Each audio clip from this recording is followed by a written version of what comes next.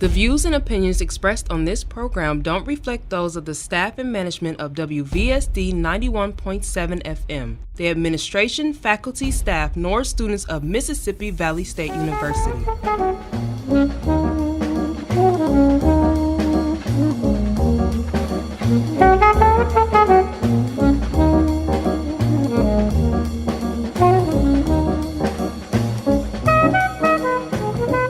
Hello, and welcome to the first airing of History Behind the News. I'm Dr. Catherine Green, Associate Professor of History in the Department of Social Sciences at Mississippi Valley State University. With me are Mr. Jamarlius Rushing and Miss Egypt Williams, who will be introducing themselves shortly. I developed the idea and the title, History Behind the News, during the summer of 2017 as I listened to and read commentaries on the often chaotic political discussions in this country, anger about Confederate monuments, school desegregation and integration issues, as well as the state of public education and its funding. As I was digesting and discussing these issues, it became so clear that many of our citizens, and particularly our young people, are unaware of the history behind these issues. What we try to teach in the history program here is how we find this history behind our current news stories. What are our sources, the evidence for what is being claimed? And as digital media opportunities continue to develop, I see it as a career path to explore for our history students. So I presented the idea to administrators and faculty who were all supportive. I then asked two of our senior history majors, Mr. Rushing and Ms. Williams, if they'd be interested in participating and working with me to flesh out the idea. And they have worked. I will turn the mic over to them now to present their individual reactions to the idea when I talked to them about it and how we went about setting us up to present our first topic, and more about that particular topic in a bit. Mr. Rushing? Hello. I'm Jamarlius Rushing, a 2013 graduate of Eastside High School in Cleveland, Mississippi, and a graduating senior here at Mississippi Valley State University. I'm a history major with a minor in Africana Studies. When Dr. Green first asked me to participate in this program, I was confused. I had so much going on at the time, I thought I was signing up to work on something in the library's archive. Once I actually realized what the program was, I became excited. I didn't realize how much work it would require, but it has been fun. I think this program is extremely important, especially with the suggestion about false news being circulated today. I thank Dr. Green so much for affording me this experience. I became interested in studying history my freshman year here at Mississippi Valley State, while taking African American history from Dr. Green. During this course, I realized how little I knew about topics such as civil rights that I thought I knew so much about. It was also during this course that I realized how exciting it was to study history. Most individuals today view history as a recalling of past dates. This is not the case. History is, among other things, the ability to connect events and ideas of the past to the present. Our listeners might be surprised at the amount of information historical research could provide. Knowing history while presenting and discussing current news topics is important. During the preparation for this radio program, Egypt and I administered over 150 surveys to students, which I'm sure she'll talk about a little more. After we administered the surveys, I developed a coding system to analyze the results. This required me to give each possible answer a number and then input the numbers into an individual formula that I created. The results were somewhat shocking, in a good way. I did not expect as many students to be interested in history or a history-based program, and I'm very glad about these results. I became interested in our first topic for this radio series while in high school. During our senior research class at Valley, I chose the case, Cowan versus Cleveland School District, as my research topic.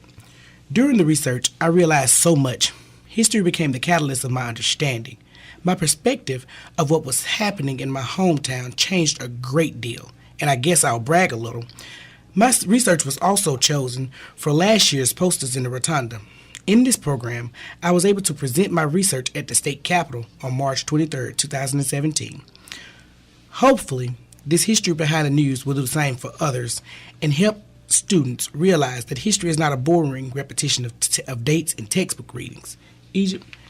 Hello, my name is Egypt Williams, and I am a senior at Mississippi Valley State University. I'm from Itta Bena, Mississippi, and am a history major with minors in music and Africana studies. Dr. Green came to me with the idea of a history-based radio show. I was intrigued.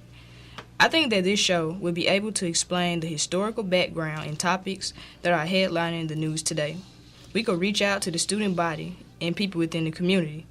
This show helps people understand what is going on in the news and how history affects everything in our daily lives.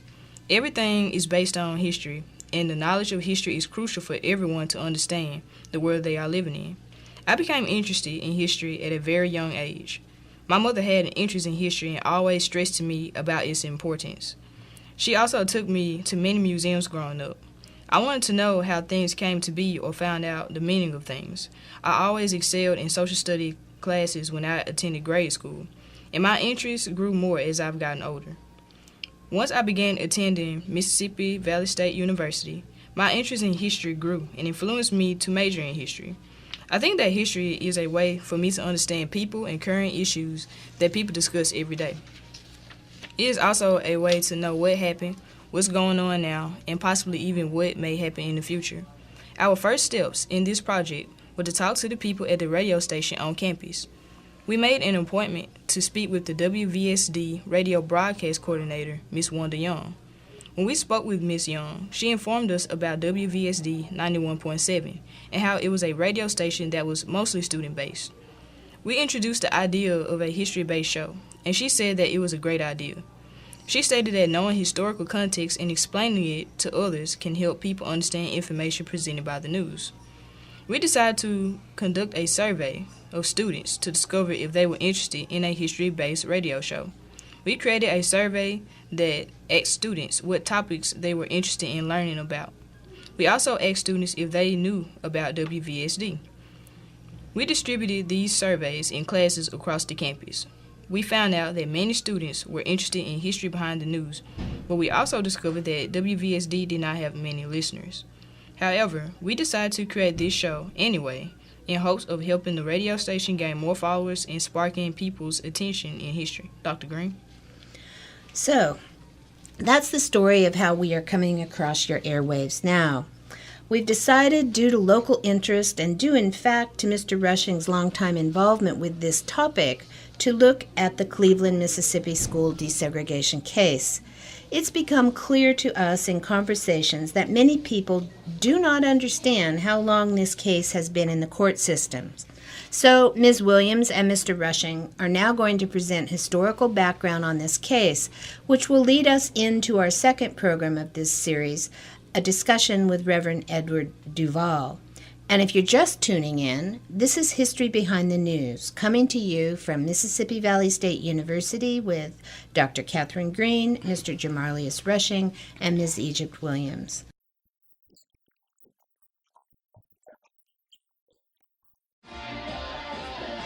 So Lisa, do you always leave your stereo on? Even when you're not there to listen to it? What stereo? The one you left on in the other room? Oh, that one. I was going to turn it off actually, but I got distracted. I mean, come on. Everybody makes mistakes. Everybody has mistakes. Hang on. You're just repeating the lyrics to Hannah Montana's song. Nobody's perfect.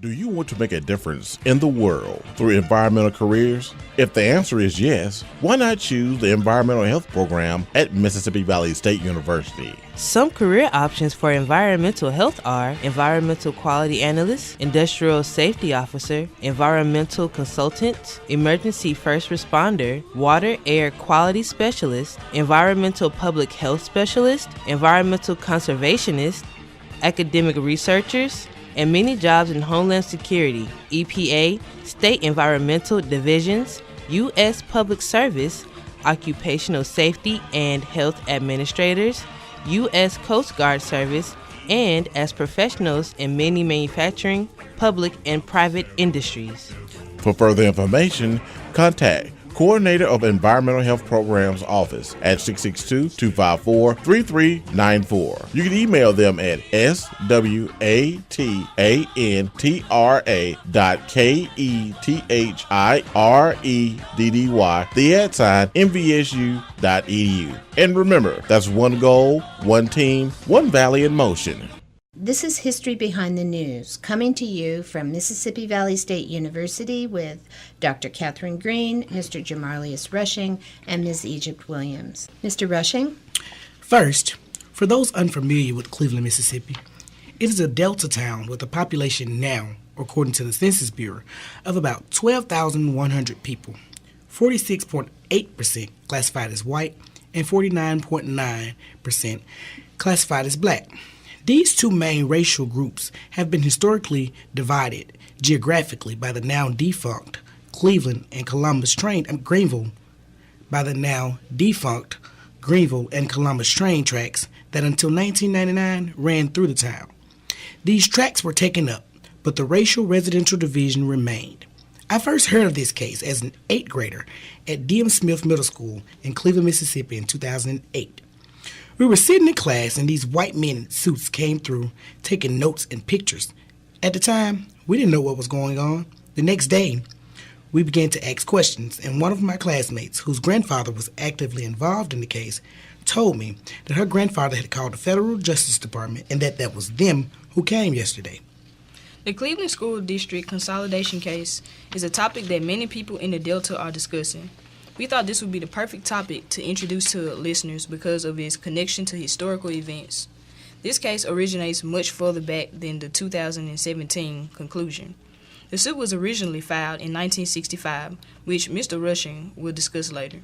Court-ordered desegregation started in the 1950s and soon affected many schools across the nation.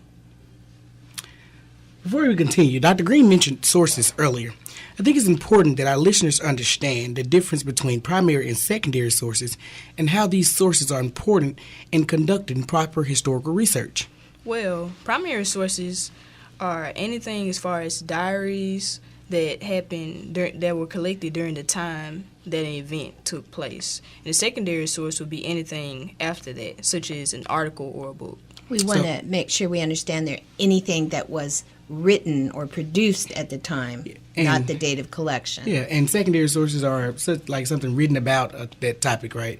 And Dr. Green? Right. Secondary sources use primary sources to be written. So they're books or journal articles or something like that. Our listeners may be confused, but primary source, just because it's primary doesn't mean it's the most important, right? Exactly. Right. Okay. So back to our Cleveland case. All schools did not move in haste when the decision to integrate was made. Brown v. Board of Education was a case that spearheaded the school desegregation movement. In 1954, the decision was made to integrate schools because the racially separated facilities were not equal in any aspect. The issue for many parents who filed desegregation lawsuits after the Brown case was not always really desegregation. When one reads the original Cleveland lawsuit, the real issue for the parents was that the East Side black schools in Cleveland were underfunded. So, as happened in many areas of the South and some areas in the country, the solution these parents saw was to fight for the segregation of the schools so their children would attend the better-funded white schools. This Cleveland case followed in the footsteps of the Brown decision, which overturned a previous case known as Plessy v. Ferguson, decided in 1896, which introduced the phrase separate but equal to our national vocabulary. School segregation was a violation of the 14th Amendment in the United States Constitution. However, during the time when separate but equal notion found in Plessy v. Ferguson was pushed, segregation of public facilities was not considered a violation of the 14th Amendment, as long as all facilities were equal in all aspects. Once this Supreme Court developed idea came into being, racial oppression continued in the South, and by convention in other areas of the country, and African Americans were continuously being mistreated and shoved back. Many black schools did not have enough funding to maintain the infrastructure of buildings and classroom facilities. There were a limited amount of resources in all black schools, and even some of their staffs were not always as well trained for their education because There were a limited amount of resources in all black schools, and even some of their staffs were not always as well trained for their education because they too had come out of this unequal education system. Desegregation was pushed by many Americans, white and black, people who viewed white schools and compared them to colored schools, as they were termed at the time, saw how different things were. They just didn't seem to focus on the money issue as much as they probably should have. When desegregation occurred, people from all over the country had different opinions and responses to the court's decisions. Of course, many people expected the white citizens to be angered by integration, but what about the black community? Sure, many people saw integration as a way for black children to receive a better education and have more opportunities, but everyone did not think this way. There were some black people who felt that integration would do more harm than good. For example, the black principal of the Cleveland Colored Consolidated High School in the 1950s and 1960s was a paid informant for the Mississippi Sovereignty Commission and did not believe that black students could compete with white students. He thought integration was a mistake. In many ways, white backlash in some areas like the Mississippi Delta brought no long-lasting change in integration because there was an increase in private schools, which destroyed the idea of diversity. Segregation continued in the school system and is still occurring today. For example, here in Itta Bena and in Greenwood, Mississippi, the public schools are made up of mostly African American students, and the private school, Pillow Academy, is predominantly white. During the time of school integration, there were black students who were verbally abused and threatened when they were going to integrated schools. And this is happening now to white students going to public schools. School integration did not solve race relations in America at all, especially in the Deep South.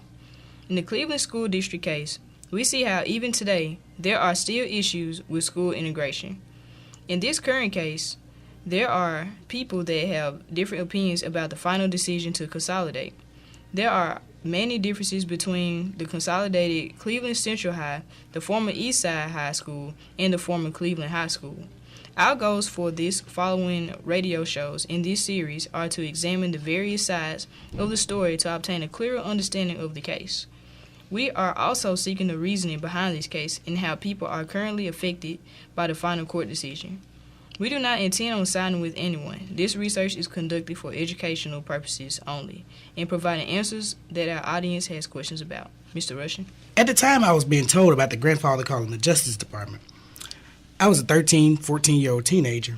I didn't know how true it was, if it was true at all, or would it matter anyways. It wasn't until my freshman year in high school, at Eastside High School in 2009, that I began to actually research the case. The original federal lawsuit, Cowan v. Cleveland School District, had been filed in 1965. The plaintiffs were represented by the NAACP Legal Defense Fund. Mrs. Cowan was the parent of a student at H.M. Naylor School, which at the time was the elementary school on the black side of Cleveland. Mrs. Cowan asserted that her child and the group of other students represented in this suit were not allowed to attend the schools on the better financed west side of Cleveland. This lawsuit proceeded at a snail's pace through the federal court system, and it gets a little complicated, so bear with us. Shortly before my interest was piqued, I became aware of the International Baccalaureate Organization program instituted at Eastside High School and D.M. Smith Middle School to attract white students to the schools on the east side of town. The IBO program is an internationally recognized academic program. It was not successful in Cleveland. Why wasn't it successful? The district initiated the programs with the intention of drawing white students to enroll in the schools on the east side of town, the black schools on the east side of town. Well, the district in turn implemented a policy the students could enroll in those specific IBO classes, be bused to and from the east side, the schools on the east side of town. So it didn't increase the enrollment of those schools. And if you're just tuning in, this is History Behind the News, coming to you from Mississippi Valley State University with Dr. Catherine Green, Mr. Jamarlius Rushing, and Ms. Egypt Williams. Do you want to make a difference in the world through environmental careers? If the answer is yes, why not choose the Environmental Health Program at Mississippi Valley State University? Some career options for environmental health are environmental quality analyst, industrial safety officer, environmental consultant, emergency first responder, water air quality specialist, environmental public health specialist, environmental conservationist, academic researchers, and many jobs in Homeland Security, EPA, state environmental divisions, U.S. Public Service, occupational safety and health administrators, U.S. Coast Guard Service, and as professionals in many manufacturing, public, and private industries. For further information, contact Coordinator of Environmental Health Programs Office at 662-254-3394. You can email them at swatranreddy@MVSU.edu. And remember, that's one goal, one team, one valley in motion.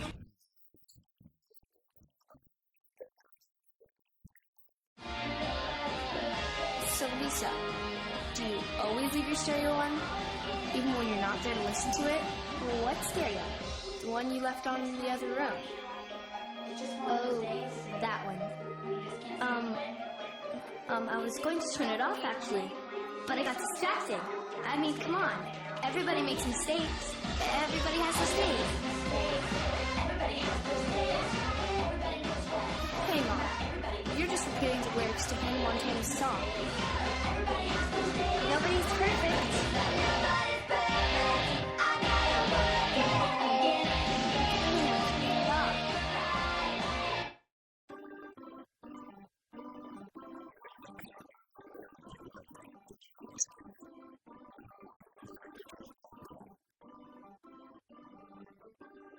If you're just tuning in, this is History Behind the News, coming to you from Mississippi Valley State University with Dr. Catherine Green, Mr. Jamarlius Rushing, and Ms. Egypt Williams.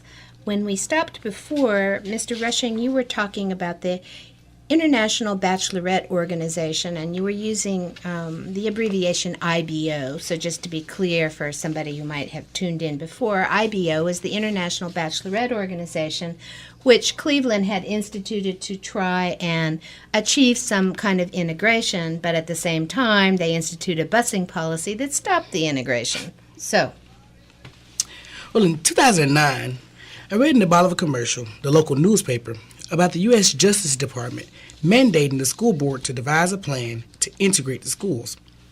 So, from 1965 to 2009, there had been continuous foot dragging on the part of the Cleveland School District. So, since 1965 to 2009, there had been continuous foot dragging on the part of the Cleveland School District. In response to this 2009 decision, the Cleveland School District proposed a plan to merge the middle schools and high schools and create a new magnet school. The role of this new magnet school was to attract an integrated student body. This plan would close the D.M. Smith Middle School, which was located across the street from Eastside High School. These students, middle schoolers, would be moved to the Eastside High School campus, which would then have grades 7 through 12. Grades 2 through 6 on the east side of Cleveland would remain in the half of D.M. Smith called Cypress Parks. I did not agree with the plan at all because it would merge Eastside and D.M. Smith into the same building, but on the other side of town, nothing would really change but the name. Under this plan, the middle school on the other side of town, Margaret Green Junior High School, would be renamed and become a part of Cleveland High School. Since they were on the same campus grounds, I began to do research, I guess you can call it, at this moment. I wrote an editorial to the newspaper, which appeared in February of 2010 when I was about 16 years old. The teachers were telling us how we were being cheated, and many in the community were outraged at the proposed merger. and what newspaper was that? It was the Bolivar Commercial, our local newspaper. I can remember the day of the board meeting, February 16, 2010. We boycotted school and marched to the board meeting. 1,145 absences were reported that day out of the 3,445 students registered in the Cleveland School District. It was also during this meeting that I realized the inferior treatment that we had been subjected to on the east side as I listened to the community speakers. I personally attended Eastside High School, the all-black school. My senior year, I and a group of other honor students were bused to Cleveland High School for a science class. We were all directed to be seated in a group rather than dispersed throughout the classroom. Whenever we tested during this course, the teacher would watch us like a hawk. It is true that at the time, Cleveland High School was racially integrated, But because of this historical geographic separation in Cleveland, black students from the east side of town were considered somehow inferior, and we could feel it in this class. The blacks who attended Cleveland High were esteemed to be above those of us from the east side. We were considered barbaric. On one day, the teacher of this course called us, the black students from east side, wild banshees. Those words stick. I can't forget them or how they made me feel. I spoke with several white students my 9th grade year when the issue first resurfaced, and they had no problem expressing to me that they did not want to go to school with Eastsiders. I was told by one white student that she wasn't going to the high school football game between the two high schools being played at the black high school because, and I quote, "My mother is afraid I'll be shot on that side of town." Many in the community felt that white parents feared that their children would be outnumbered if the schools were combined, and they would somehow be at a disadvantage. I personally attribute the across-the-track mindset to the separation of schools. If we were all educated together, we could live together. This led to my research interest in this topic. I wanted to know why the district had been fighting the case since 1965. Brown v. Board of Education, the well-known Supreme Court desegregation case, was settled in 1954. Most other Mississippi school districts were desegregated in the 1970s. Why? In 2016, was the Cleveland School District still fighting to maintain this system of segregation? I also wondered how had this separation affected the education I received in the district? We hope to be answering these questions in our coming shows. On Thanksgiving weekend this year, or last year actually, 2017, in Cleveland, Eastside alumni hosted their own separate homecoming following their disappointment at the perceived lack of cultural inclusion in 2017's Cleveland Central homecoming festivities. Reverend Edward Duvall had attended the school district board meeting before these events to present concerns about the evidence of exclusion from the homecoming celebration at the Consolidated High School. Our first interview show will be with Reverend Edward Duvall, and that will be next week. If you know anyone who missed this first airing of History Behind the News, they will soon be able to listen to our shows anytime they want on the MVSU website under Media. We just came up with some new statistics which kind of make this a difficult, they're kind of holding up what many people were frightened about with this consolidation case. Mississippi Today on September 12th, 2017 published the number of students who transferred out of the Cleveland School District once this desegregation order was put in place. 224 students left the district in that first semester of the new desegregation order. And so it's not been smooth running, and we're hoping that Reverend Duvall is going to be able to fill us in on some more details on how it's working out. If there's anyone who wants to volunteer a short piece of music they've composed for our opening, please let us know. Also, if there are any students who want to work with us on this project, please let us know. If you see us walking across the campus, stop to us. Yeah, this is going to be an ongoing project. We're looking for new ideas. This is going to be several shows on this topic, but we are having people come and visit, and they'll be interviewed on other topics, and so there's a lot going on in the history program. We also want to give you our email contacts. Mr. Rushing can be reached at jrush, that's R-U-S-H, 2013 at gmail.com, and he's also on Facebook. Ms. Williams can be reached at egyptwilliams96 at yahoo.com, and she's also on Facebook. And I can be reached at klgreen, without an E on the end, klgreen at mvsu.edu. Thanks for listening.